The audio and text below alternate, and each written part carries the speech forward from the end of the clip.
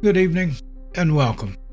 You've found your way back to this rather peculiar place, a repository for coffee and canvases that deal in shadow and suggestion. This is not only a cafe, but also a gallery of the night, where every painting has a story to tell. Not of landscapes or still lifes, but of the dark corners of the human heart and the chilling possibilities that lurk just beyond the edge of our vision.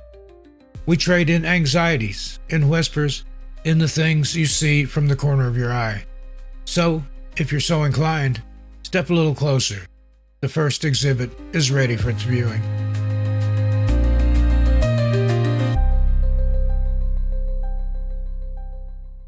For your consideration, the loneliest place on Earth. Not a desert island or a mountaintop, but a soundproofed room 20 stories high, sending a voice out into the void. This painting is about a man who talks to the darkness, and the night the darkness decides to talk back. The red on-air light casts the only warmth in the sterile, soundproof world of Studio 3B. From this perch, 20 stories above a sleeping city, Dave Monroe presided over his nightly kingdom of static and shadow. His show, The Void, was a haven for the insomniacs, the lonely, and the lost. His voice, a smooth, cynical baritone that could make the apocalypse sound like a minor inconvenience, was his only tool. And that's the cosmic joke, isn't it? He purred into the microphone, the words flowing like cheap whiskey. We spend our lives building little sandcastles, just praying the tide of oblivion doesn't have us on its schedule. The number is 555 VOID, Void, if you've got a castle of your own that's looking a little damp. He leaned back, taking a sip of lukewarm coffee as the call-in jingle played. The first light on the switchboard blinked. Dave jabbed the button. "You're on the Void," he said, his tone heavy with practiced boredom. Hello?" The voice on the other end was a frantic, reedy thing, stretched thin by panic. You have to help me. I'm in a town called Havenwood. It's disappearing." Dave rolled his eyes. It was a full moon. The crazies were always out in force. "Disappearing, you say? Did it leave a forwarding address?" "No, you don't understand," the man insisted, his voice cracking. "This weird fog rolled in this morning, thick and silent. The roads out of town, they just in. They lead nowhere. My neighbor, I saw him walk into the mist an hour ago, and he just faded. He's gone. It's like we're being erased." "Sounds like you've had one too many, my friend," Dave said, already reaching for the button to cut the call. "My advice, sleep it off. You're listening to The Void." He disconnected, shaking his head. The things people did for a little airtime. He took 2 more calls.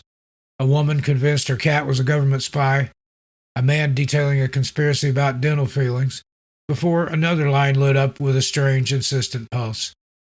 He sighed and took the call. "It's the silence," a woman whispered, her voice trembling. "That's the worst part. There are no birds, no cars in the distance. The fog, it eats the sound. My husband went to get help. He's been gone for hours. I'm calling from Havenwood. Please, you have to tell someone we're here." Dave's hand froze over the console. "Havenwood? I just had another caller. We're all trying to get through," she cried, a note of hysteria creeping in. "The phones barely work. It's like we're in a bubble, a quiet gray bubble." The line, filled with a soft humming static, then went dead. A prickle of unease traced its way up Dave's spine. 2 of these callers. A coordinated prank? During a commercial break, he typed Havenwood into the studio computer search engine. The results were a smattering of unrelated real estate listings and a bed and breakfast on the other side of the country. No town, no village, no hamlet. It just didn't exist. The prank theory solidified in his mind, but somehow it didn't entirely soothe him. The fear in their voices had felt genuine. When the next call came, he answered with a hint of trepidation. For a moment, there was only the sound of a child crying softly. "Hello," Dave said, his voice softer than usual. "Is anyone there?" "My mommy won't wake up," a little girl sobbed. "Her and Daddy are just sleeping. Their faces are all pale. The gray man was at the window." "The gray man?" Dave asked, leaning forward, his heart suddenly pounding against his ribs. He doesn't have a face, the girl whimpered. He's made of the fog. The line was consumed with the same humming static, louder this time, like a swarm of electronic bees, and then it cut out. Dave felt a cold dread wash over him. He stared out the large plate glass window of the studio. The city lights, usually a brilliant, sprawling tapestry, seemed dimmer, the distant ones swallowed by an encroaching darkness that wasn't just the night. The familiar hum of the broadcast equipment sounded off, flatter, as if the very air in the room were being compressed. He was sweating now. The static between the dead calls wasn't empty anymore. It was filled with whispers, faint and layered, like voices in a crowded room, just on the edge of hearing. Haven. Wood. Last. One. The final call of the night came. The light on the board didn't blink. It glowed with a steady, malevolent intensity. Dave's hand shook as he pressed the button. The line was utterly silent. No hiss, no hum, just a dead, perfect void. "Hello?" Dave whispered. A voice answered, and it was the calmest, most serene thing he had ever heard. It was also the most terrifying, because it was his own. "We've been waiting for you, Dave. The broadcast is almost ready."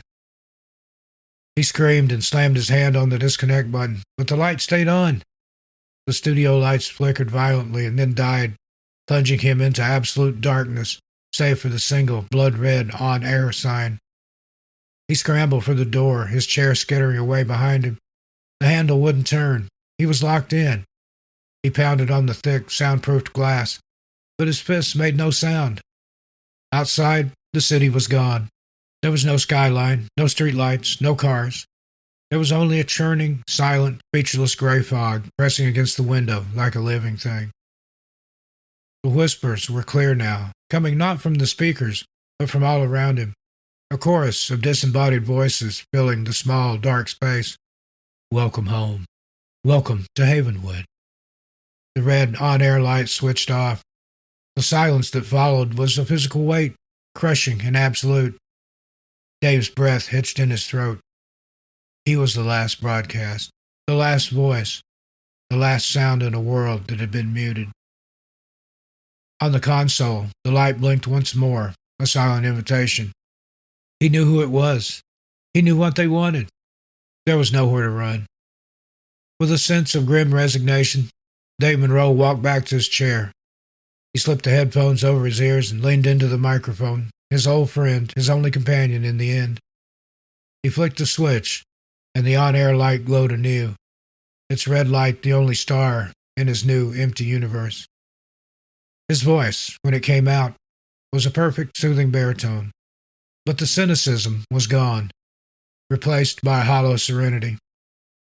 "Good evening, listeners," he said, his voice flowing out into the oppressive silence, "and welcome back to the void. Tonight's broadcast is a special one, coming to you from the heart of Havenwood, where the last resident has just checked in. Stay tuned. We have all the time in the world." And so, a chilling lesson in broadcast standards. When you send your voice out into the static, you can't always control who or what is listening. Dave Monroe, now the permanent night host of Havenwood, signs off from the Night Cafe. Behold a masterpiece, a perfect capturing of a soul on canvas. The only slight artistic quibble is what happens to the original. This is the tale of George Tyson, a painter with a unique gift for subtraction, who set out to create the perfect self-portrait. George Tyson was a ghost who painted ghosts. He lived in a cavernous, dust-filled studio that smelled of turpentine and solitude, and he was, by all accounts, the finest portraitist of his generation. His subjects didn't merely sit for him, they were dissected by his unnervingly perceptive gray eyes. When he was finished, the person on the canvas was more real, more vital, than the person sitting in the chair. Critics often praised his work for capturing the essential truth of his subject, but none of them knew how literal that truth was. His secret was not in his technique, but in his tools. He used a set of paints inherited from a long-dead ancestor, a man whose name was whispered in occultic circles and whose own portraits were said to have driven men mad. The paints came in small, unlabeled ceramic pots. The crimson was not merely red, it was the color of a fresh wound, warm and pulsing. The cerulean was the piercing blue of a winter sky that promised no warmth. They were thick and organic, and when George worked with them, he felt less like a painter and more like a surgeon. His latest commission was a woman named Isabella Vincent, a woman so vibrant she seemed to hum with life. Her laughter was a melody, her eyes a flash of defiant joy. She was everything George's world was not, and he found himself obsessed with the challenge of capturing her. "They say you paint the soul, Mr. Tyson," she said during her first sitting, her voice filling the cavernous studio. "I must confess, I'm terribly curious to see what mine looks like." "The soul is a complex palette, Miss Vincent," George replied, his voice a dry rustle. "It requires a steady hand." He began with her eyes. He mixed a shade of emerald with a fleck of gold, dabbing the brush into a pot that felt strangely warm to the touch. He applied the paint to the canvas, and as the eye in the portrait sparked with a mischievous, intelligent light, Isabella blinked. "My goodness," she murmured, rubbing her temples. "The light in here is quite draining. I feel suddenly tired." George simply nodded, his focus absolute. Day after day she would arrive, a supernova of energy, and leave seeming dimmer, more subdued. He painted the curve of her smile, a smile famous for its infectious warmth. He used a delicate rose hue, and as the smile on the canvas became a beacon of pure joy, Isabella's own smile became a pale, polite gesture.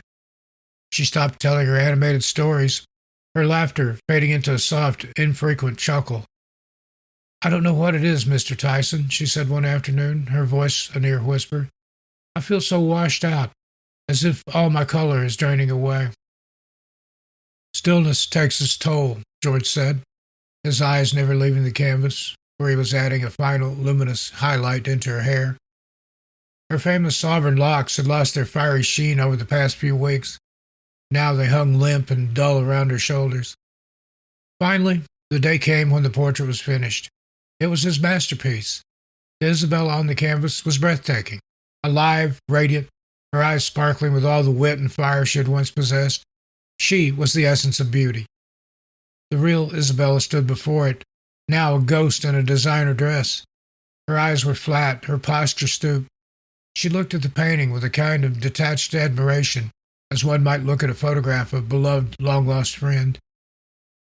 "It's beautiful," she said, her voice devoid of emotion. "It's perfect." She paid him, and he never saw her again. He heard later that she had retired from public life, content to spend her days in quiet seclusion. The fire had gone out. George was left alone with his perfect creation. The painting seemed to watch him, its vibrant gaze a constant accusation.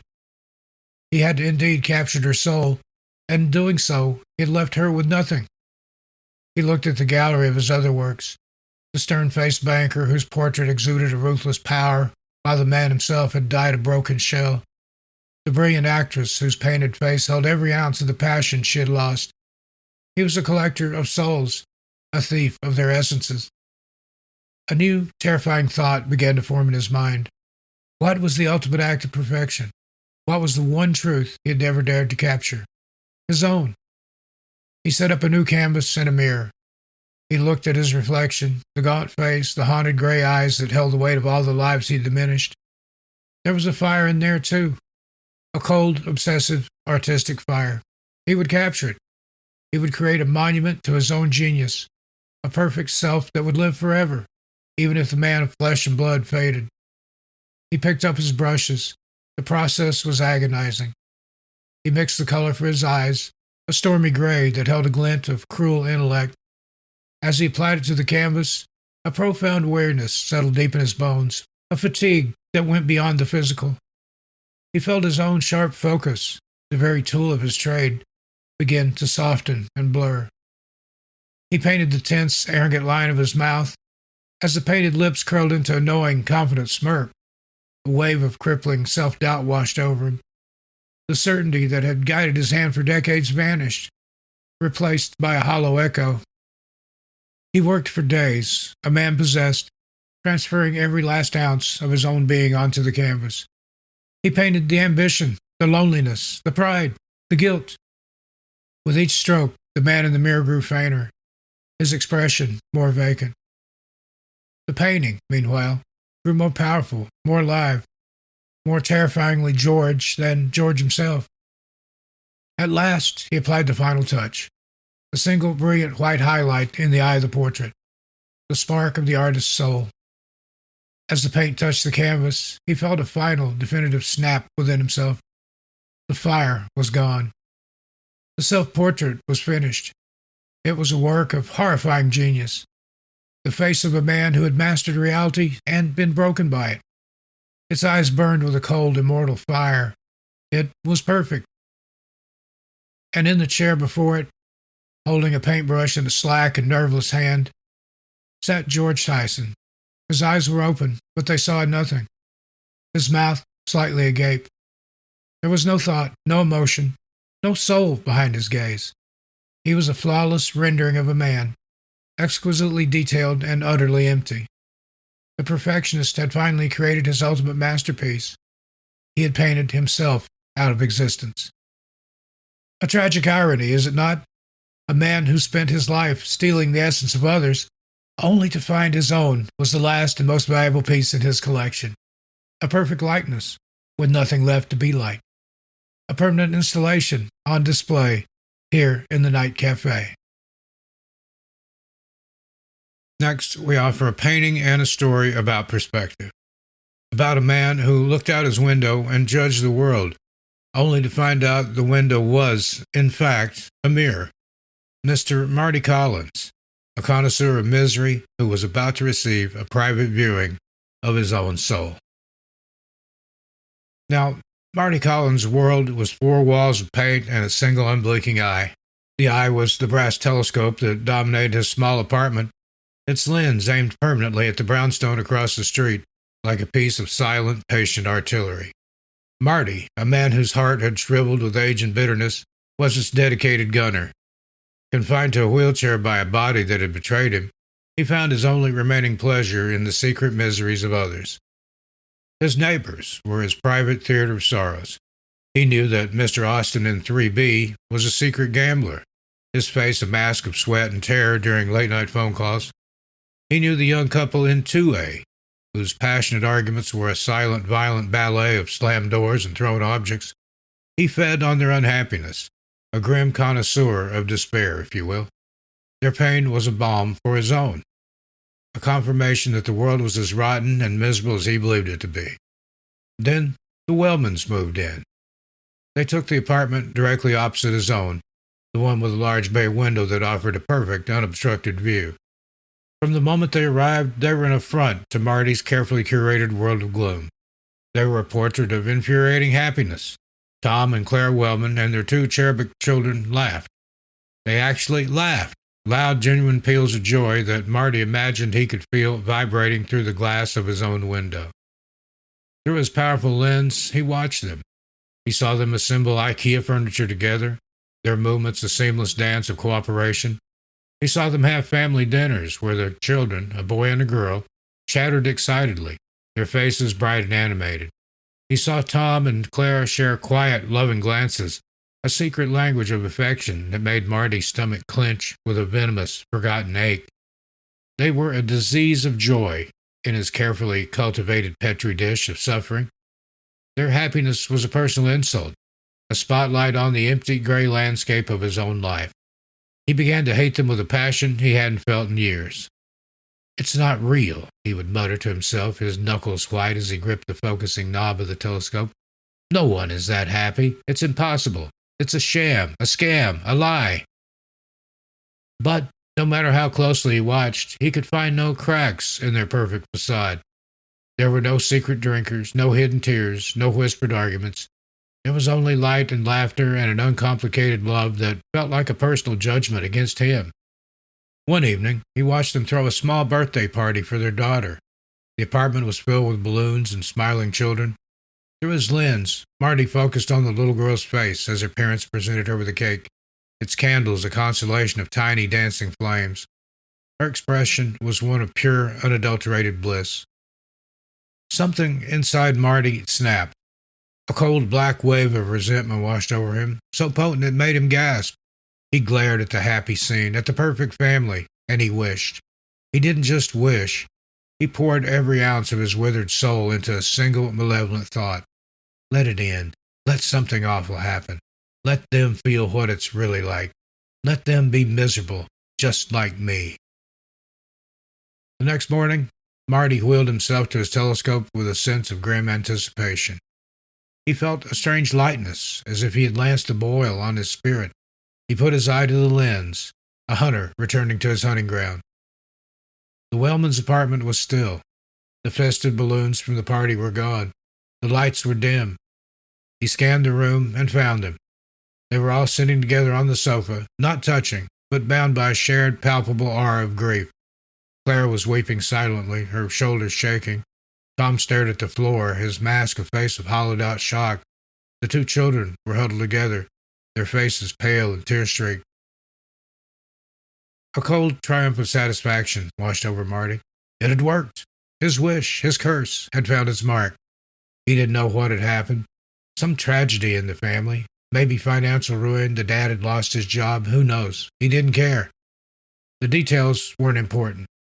But the result was perfect. They were broken. They were one of his exhibits now. They were miserable. He savored the scene, drinking in their sorrow. He zoomed the lens in closer, wanting to see every detail of their pain. He focused on Clara's face, on the tracks of her tears. And then his blood ran cold. Through the powerful magnifying lens of his telescope, he saw her look up. Her red-rimmed, grief-stricken eyes were not staring blankly into the room.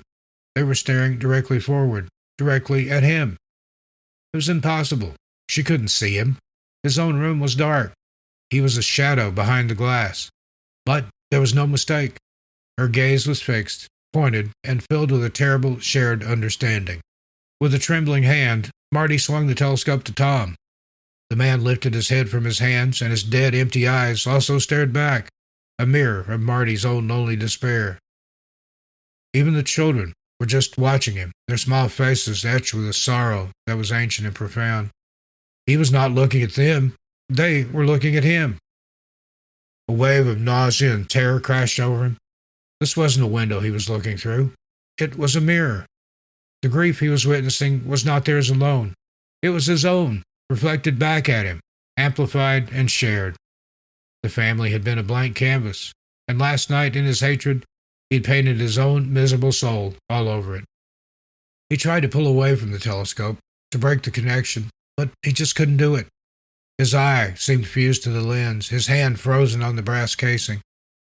He was trapped, a prisoner in his own room with a view, forced to watch a family consumed by the very misery he had wished upon them, a misery that was now, and had always been, his own. The Wellmans across the street continued to stare, their silent, weeping faces, the perfect, eternal reflection of the bitter, lonely man who had condemned them all. Now, it's said that what you put out into the world comes back to you. For Mr. Collins, it came back with interest, and with an audience. A permanent front-row seat to his own despair, found only on display here in the Night Cafe. Next up, we have the story of a man who was a splicer. Now, a splicer is a simple tool for cutting and joining film or creating illusion, but in the hands of Larry Allen, his splicer's tool became something more, a tool for cutting reality, for editing a life. And every editor knows the most important decision is always the final cut. Presented for your consideration here in the Night Cafe. Now, Larry Allen was not a filmmaker. He was a film finisher. In the hushed, darkened editing bays of Hollywood, he was known as the Butcher, a title he wore with a certain grim pride. He could take a sprawling, incoherent mess of a movie and through a series of ruthless, unsentimental cuts, carve it into something lean, marketable, and utterly devoid of its original soul. He didn't work with film, he worked against it, seeing every project as a flawed body in need of amputation. His latest patient was a legendary Hollywood corpse, a film called The Silent House. The director, a visionary artist named John Crawford, had descended into madness during the shoot and vanished, leaving behind thousands of feet of gorgeous, haunting, and completely unusable footage. The project was famously cursed, a celluloid ghost story whispered about in studio back rooms. For Larry, it was just another puzzle. He sat before his vintage Steenbeck flatbed editor, the reels of film spinning like captive planets. The footage was hypnotic. Long, slow pans across dust-filled rooms, unsettling close-ups of peeling wallpaper, a child's rocking horse moving of its own accord. It was art, yes, but it was not a story. Too much dead air, Larry muttered, his fingers hovering over the splicer. He found a scene where an actress, meant to look terrified, blinked at the wrong moment. It was a tiny imperfection, a single frame of human error, but to Larry, it was a tumor. With a decisive snick, he sliced the offending frame out, taping the ends together with practiced precision. He rewound the film and played it back. The actress's stare was now one of perfect, unbroken terror. He nodded in satisfaction at a job well done and glanced at the script supervisor's logbook to make a note. He scanned the page for the entry corresponding to the take, but it wasn't there. The note about the flubbed blink, which he had read only moments before, had vanished. A cold feeling of unease ran down his spine. He dismissed it. The supervisor must have missed it, an oversight. But the feeling lingered. Later that week, a brash young executive named Peterson stood over his shoulder, offering a stream of idiotic suggestions. "We need more jump scares, Larry. Can you cut in a loud noise right here?" Larry's jaw tightened. He hated studio interference. He hated Peterson. That night, fueled by frustration and whiskey, he returned to the editing bay. He was scrolling through outtakes when he found a behind-the-scenes shot, a candid glimpse of the crew setting up. And there, in the background, laughing obnoxiously, was Peterson, who had visited the set that day. A strange, malicious impulse seized Larry. He isolated the frame, took his splicer, and with a surgeon's care, physically cut the tiny image of Peterson out of the film strip, leaving a small, man-shaped hole in the celluloid. He felt a bizarre jolt, like a discharge of static electricity, and the tiny cutout of Peterson seemed to crumble into fine gray dust in his palm. The next morning, he attended a studio meeting. He was prepared for a fight with Peterson, but the executive chair was empty. "Where's Peterson?" Larry asked the director of post-production. The man gave him a blank look.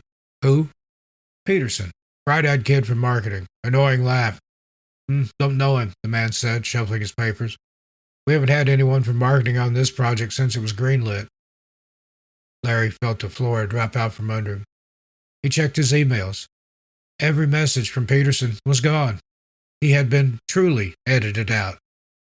The power of it was terrifying and exhilarating. This was the ultimate cut, the final say. He could not just reshape a story, he could reshape reality itself. The temptation proved to be too great. He started small. He found a security photo of his car with a parking ticket on the windshield and snipped out the ticket. It vanished from his glove compartment. He edited a leaky pipe out of a photo of his apartment, and the incessant drip, drip, drip that had plagued him for months fell silent. He grew bolder. He dug out his old family home movies, grainy 8mm reels filled with the ghosts of his unhappy childhood. He found the clip he hated most, his 7th birthday party. He saw his father, a large, intimidating man, yelling at him for spilling cake on the rug. He saw his own small, terrified face, the joy of the day extinguished.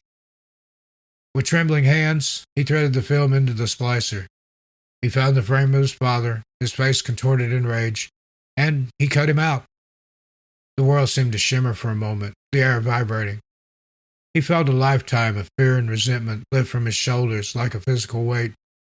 He closed his eyes, and when he opened them, his memory of the party was different. It was a happy day.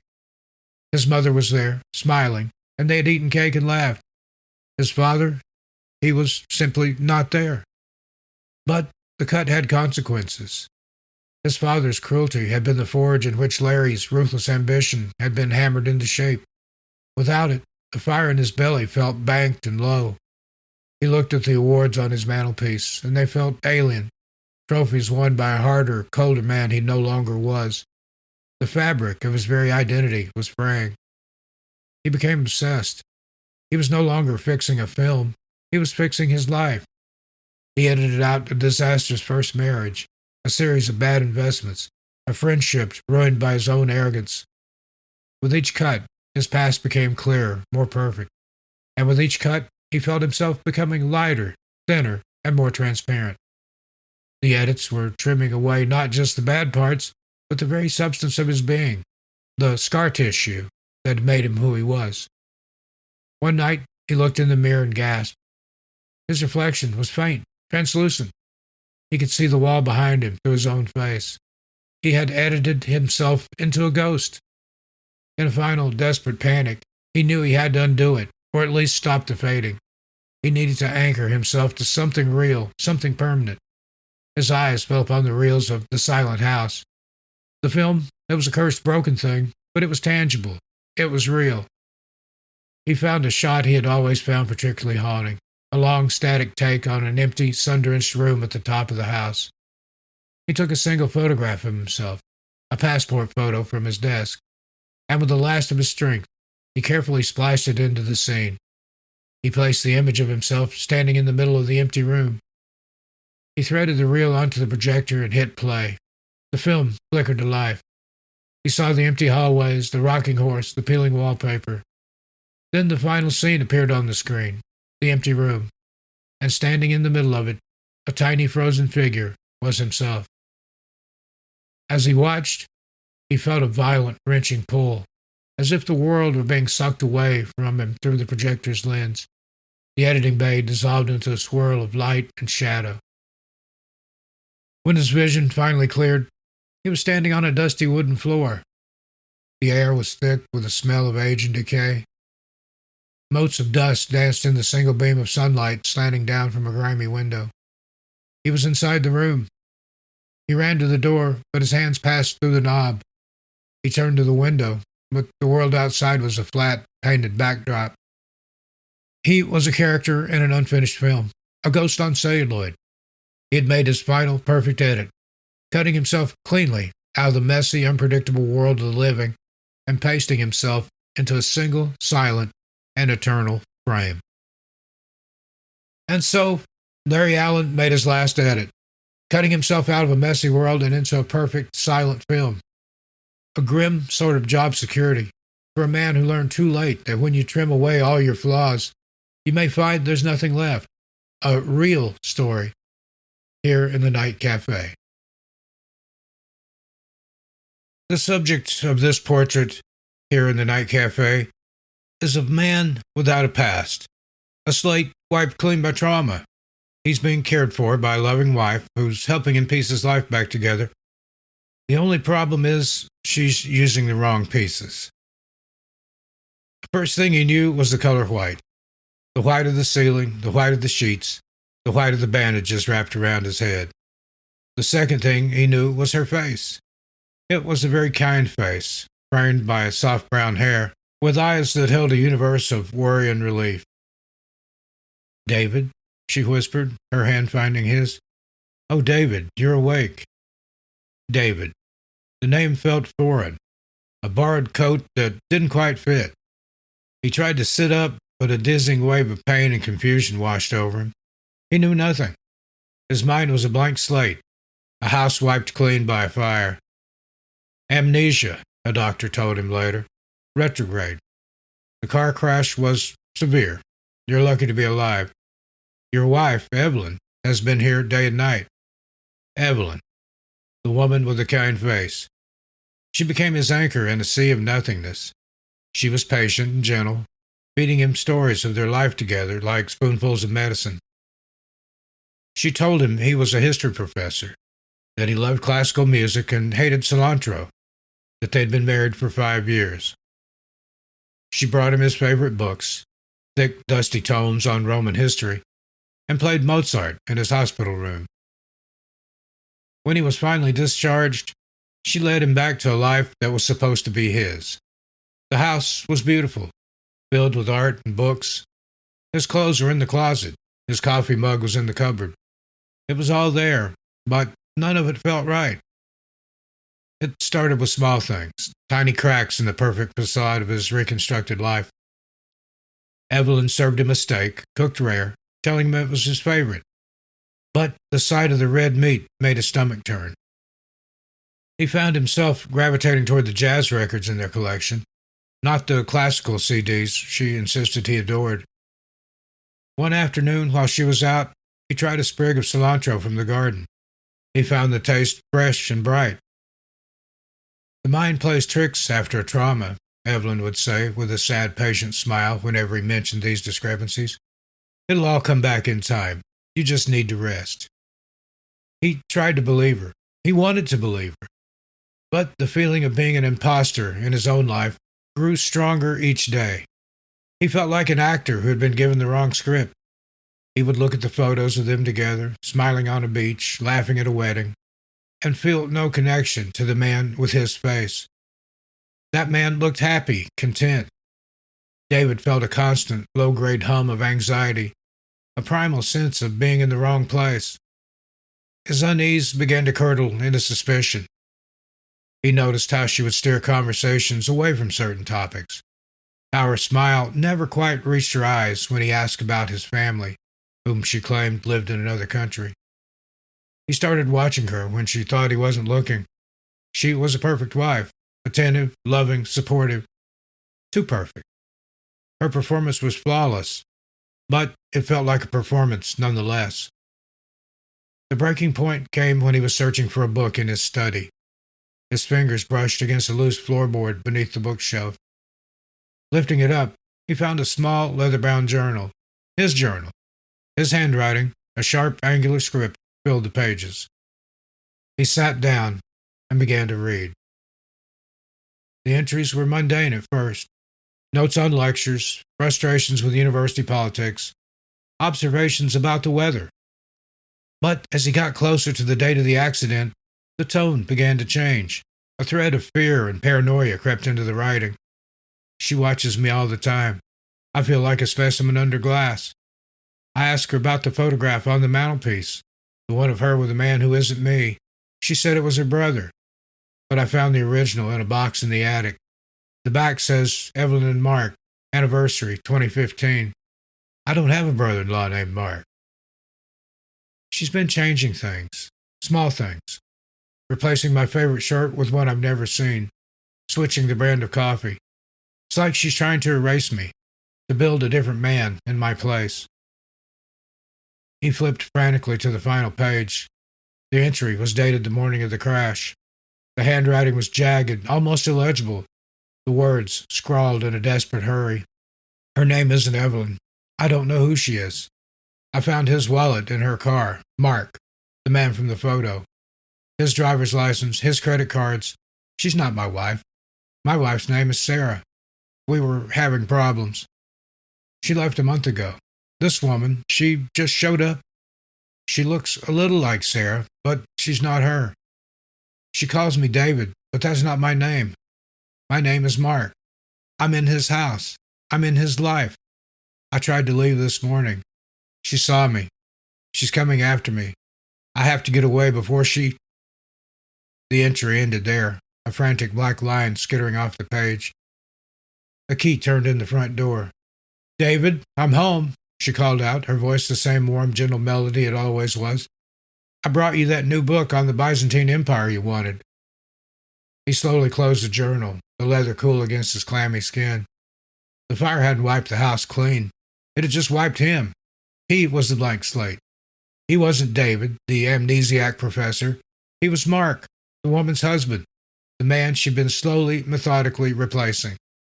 The accident hadn't caused his amnesia. The accident was her final, desperate edit. He heard her footsteps approaching the study. He stood up, the journal clutched in his hand like a weapon. He looked at the doorway, his mind a perfect, terrifying blank. He didn't know who he was, but he knew, with chilling certainty, who she wasn't. And she was standing right outside the door. A terrifying thought, to wake up a stranger in your own life. But perhaps even more terrifying is to realize you're not the stranger at all. You're the original, and someone else is trying to paint over you. a portrait of misplaced identity hanging in the night cafe. For your consideration, a painting of a timepiece that doesn't measure the present but reveals the past. A delightful toy for a historian like Clark Lloyd. But a toy, when tinkered with, can sometimes break in the most unexpected ways, and break the tinkerer along with it. Professor Clark Lloyd was a man out of time. He lectured on the 19th century with the passion of a first-hand witness, but navigated the 21st century with the bewildered air of a time traveler who had lost his return ticket. He hated the sterile glass and steel architecture, the incessant chirp of mobile phones, the shallow, fleeting nature of modern life. His heart lived in the gaslit, horse-drawn, sepia-toned world of his books. He didn't just study the past, he yearned for it. His search for tangible connections to his preferred era led him to a cluttered antique shop, a dusty tomb of forgotten lives. There, in a glass case, lay a pocket watch. It was a strange, heavy object of tarnished silver, its face bearing not numbers, but a complex series of overlapping astronomical symbols. A peculiar piece, the shopkeeper, a man who seemed as old as his wares rest, doesn't tell you the time of day, it tells you the day of the time. Clark, intrigued by this nonsensical phrase, bought it. In his university office, surrounded by the comforting scent of old paper, he wound the watch. It didn't tick. Instead, the intricate hands began to spin, and a faint, ethereal shimmer appeared on the crystal's surface. He looked through it and gasped. His office was gone. Through the lens of the watch, he saw the same room, but it was 100 years earlier. A different man, a stern-faced professor with mutton-chop whiskers, sat at a dark mahogany desk, writing furiously with a dip pen. Clark looked up. His modern office was still there. He looked back through the watch. The past. He was holding a window in time in his hand. A feverish obsession took hold. The watch became his life. He would stand on a busy street corner, holding the watch to his eye, and the roaring traffic would be replaced with the gentle clatter of horse-drawn carriages and the rustle of long skirts. He'd sit in a historic tavern, and through the watch's eye, he'd see the ghosts of centuries past drinking spectral ale and sharing silent, animated conversations. He was a voyeur of history, a ghost in his own right, watching a world he could see but never touch. His real life crumbled. He missed lectures, ignored his colleagues, and let his apartment fall into disarray. Why bother with a pale imitation of the present when he could witness the vibrant reality of the past? He spent a week on the fields of Gettysburg, watching the silent, shimmering specters of soldiers clash and fall. He stood outside Independence Hall and saw the Founding Fathers walk through its doors, their faces etched with a ghostly, world-changing purpose. But it wasn't enough. He was a spectator behind glass, a deaf man at an opera. He could see the passion, the drama, the life, but he couldn't hear the arguments, smell the gunpowder, or feel the energy of the crowd. The silence of his visions became a torment. The figures on his temporal stage were puppets in a silent movie, and he longed to be in the audience, to hear the dialogue. The mere thought of opening the watch, of tinkering with its impossible mechanism, became a dangerous fixation. The shopkeeper's words echoed in his mind. It doesn't tell you the time of day. It tells you the day of the time. Perhaps he could adjust the settings, bring the picture into sharper focus, maybe even figure out a way to let the sound bleed through.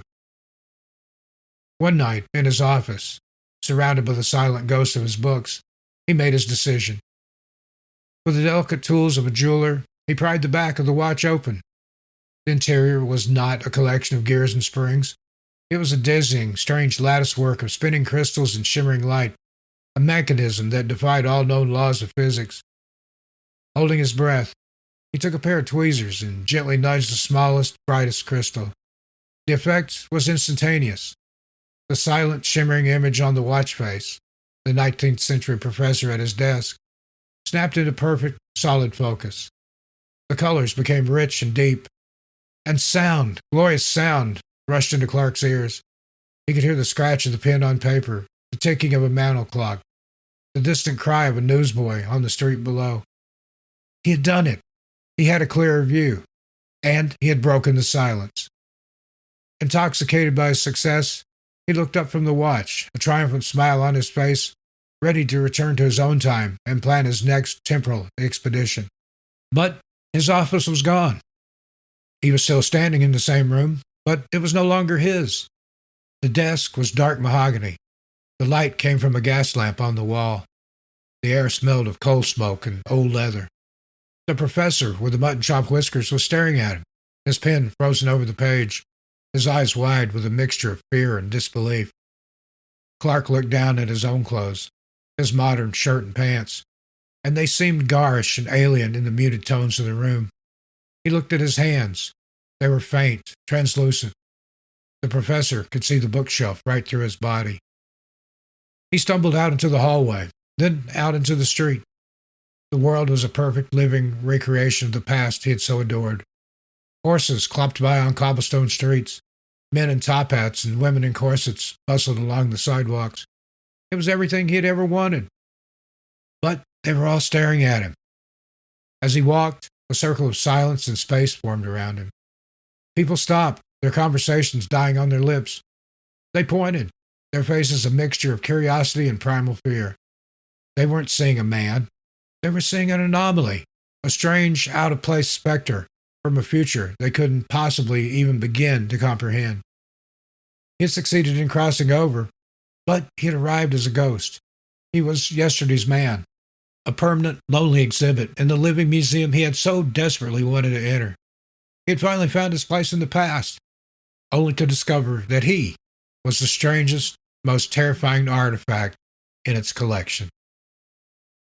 So, Professor Lloyd finally got his wish. He's now a permanent resident of the 19th century. A man who loved the past so much, he became one of its ghosts.